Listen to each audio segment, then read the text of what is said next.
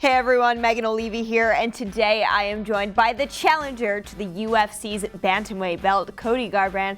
Cody, how does it feel now that it's fight week and you're here in Vegas? I think it's starting to hit me finally, getting here into Vegas, checking in, doing the media obligations. It's finally hit me that it's, I'll be fighting here Friday. The fact that you are the co-main event for Ronda Rousey's return, what was your reaction knowing UFC 207 would be the time you can challenge and this is your platform?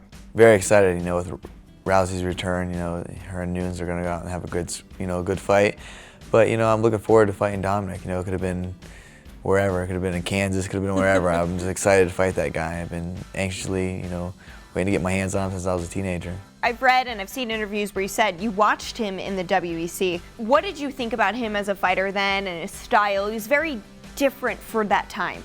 Yeah, for me, I didn't really like him as a fighter. His style, that's what kind of the stem of hatred, I guess, would come from, his style of fighting. I just thought he was annoying to watch.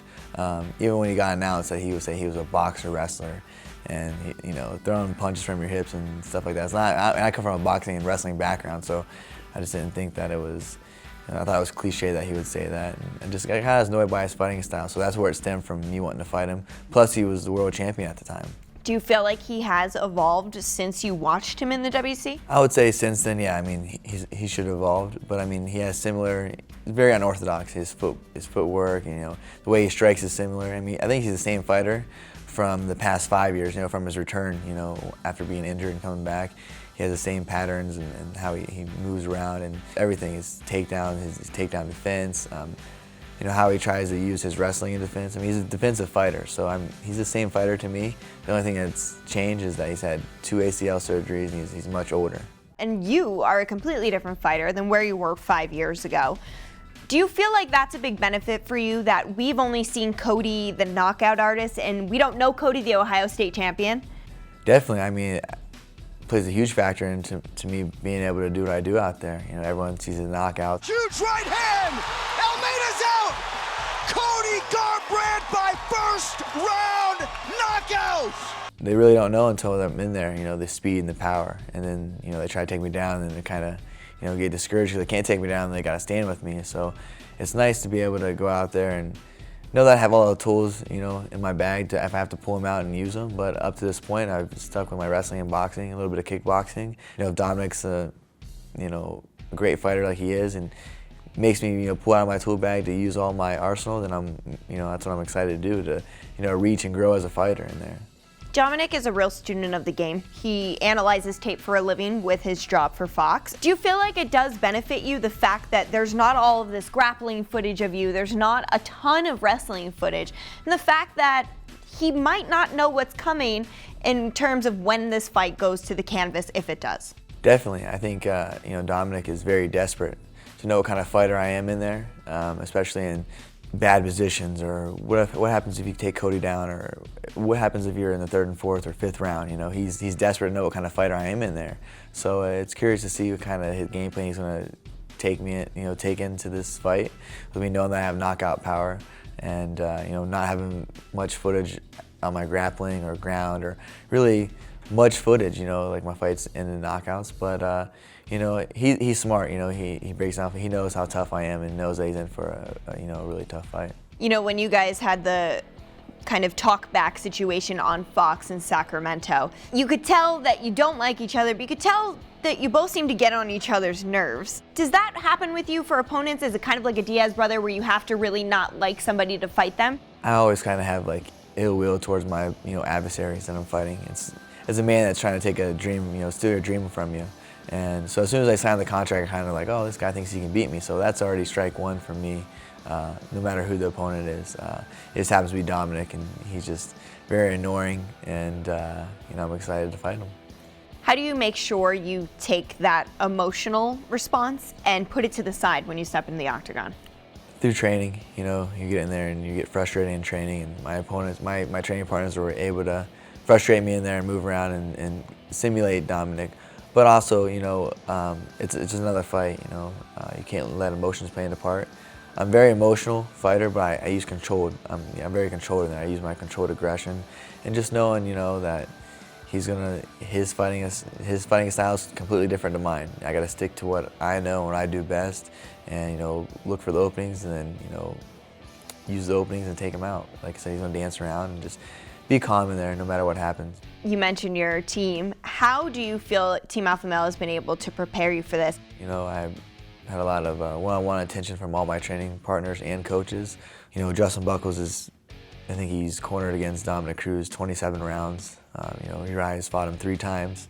So that all goes into my experience with Dominick.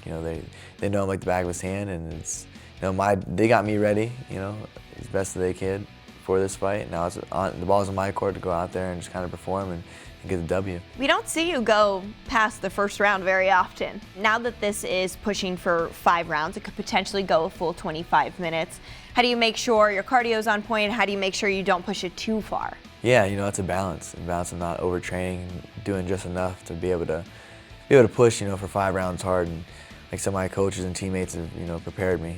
And, they basically laid out my whole fight camp for me, and I've done what they've told me to do, and I feel great leading up to this fight. Cardio is in shape. This is the healthiest I've felt going into this year. It's my fourth fight camp, and cardio's off the charts. That's one thing that's never going to be a factor with me, and especially our team, we're always coming in shape. But myself, I kind of pride myself on having good cardio and be able to push a pace that my opponent wouldn't be able to keep up. Why do you feel like you're the first man to knock out Dominick Cruz? Totally believe in myself, believe in my power, and I believe it's my time to dethrone him. What round do you think it will happen in?